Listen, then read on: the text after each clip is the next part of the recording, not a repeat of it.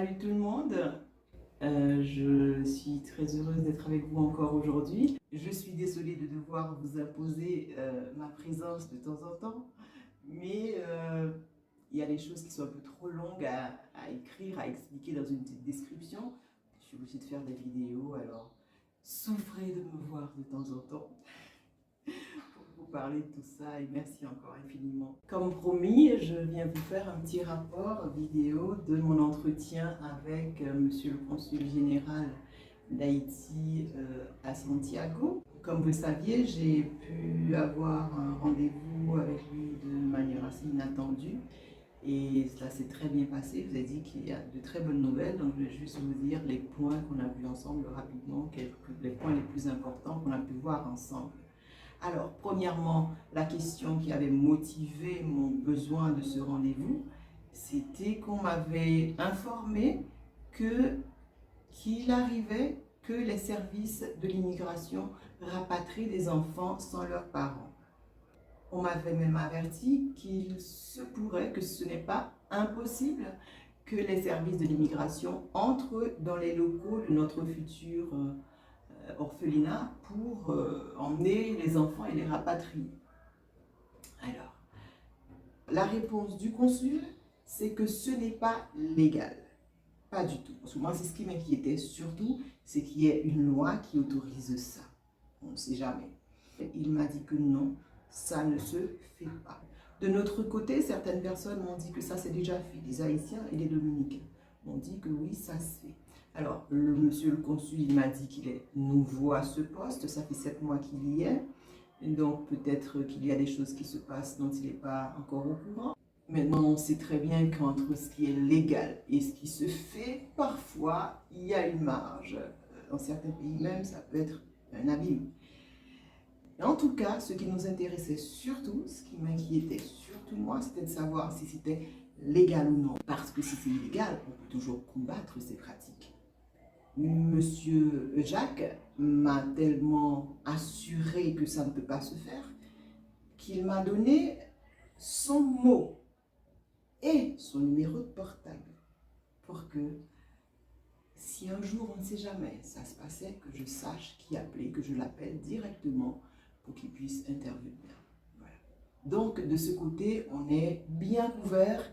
Et là, depuis, je respire beaucoup mieux. Mais je pense que vous aussi.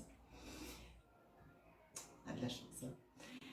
Et le deuxième point que j'ai vu avec lui, c'est la question de la documentation des enfants. Certains d'entre eux n'ont même pas un acte de naissance, donc encore moins un visa et tout, tralala, pour bénéficier des structures qui sont déjà prévues pour les enfants abandonnés. Parce qu'il y a des structures. Mais sans papier, on ne reçoit pas les enfants n'importe comment. Il faut une certaine documentation pour que l'enfant puisse en profiter. Et voilà, les enfants qui traversent la frontière tout seuls, pour venir ici, ils n'ont rien.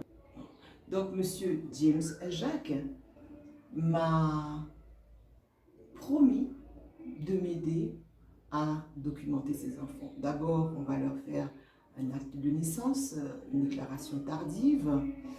Il nous faut juste des témoins, des gens qui connaissent l'enfant pour arriver à le faire. Ce qui nous mène au troisième point.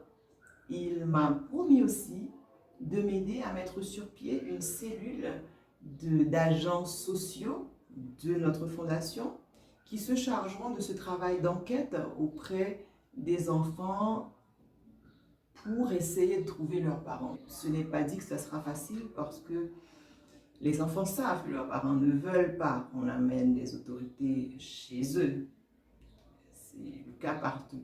Donc ce ne sera pas toujours facile. S'ils ont des parents, parfois il faudra enquêter en secret, les suivre ou un truc du genre pour déterminer d'où ils viennent, de quel quartier et voir des gens qui les connaissent, etc.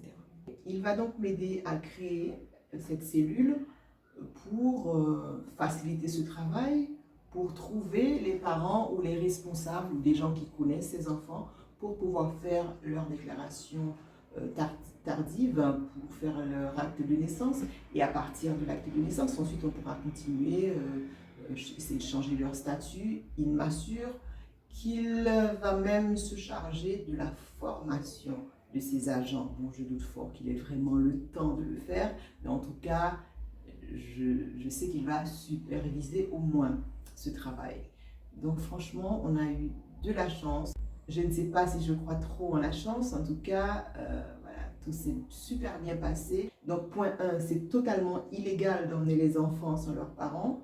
Si ça devait se produire, je sais qui appeler. Deuxièmement, les documenter, faire acte de naissance et changement de statut dans le pays et tout ça. Ce qui nous mène au troisième point, faire une cellule d'agents sociaux pour suivre ces enfants, enquêter, trouver leurs parents, les gens responsables, les gens qui les connaissent. Et puis ça nous aidera aussi avec la suite parce que ceux qui n'iront pas à l'orphelinat, il faudra quand même qu'on sache où ils sont pour les suivre. Parce qu'il ne s'agit pas de distribuer des jouets et de la nourriture sans suivi. C'est un vrai travail de fond. Donc la base est bien établie. Maintenant, je cherche des bénévoles, hein, parce que pour le moment, on ne peut pas encore avoir des employés. Donc ce sont des bénévoles qui vont faire ce travail. C'est dans cette étape que je suis actuellement. Voilà. Le petit rapport est fait, j'espère que vous êtes aussi heureux que moi. Je remercie tous ceux qui m'ont soutenu ce jour-là où je devais y aller. J'avoue que j'étais un petit peu stressée, même si c'est le consul haïtien, mais c'est quand même l'autorité. Et voilà, je stressais un petit peu. Donc merci, je vous remercie vraiment beaucoup. Vous m'avez remonté le moral, vous m'avez bien rempli de confiance pour y aller. Et voilà, tout s'est très bien passé et je vous le dois en partie. Voilà, c'était les bonnes nouvelles que j'avais pour vous aujourd'hui. Je vous remercie d'avoir suivi la vidéo jusqu'au bout, pour ceux qui ont suivi jusqu'au bout. Et on va continuer le travail. À très bientôt. Grosse bise à tout le monde. Bye.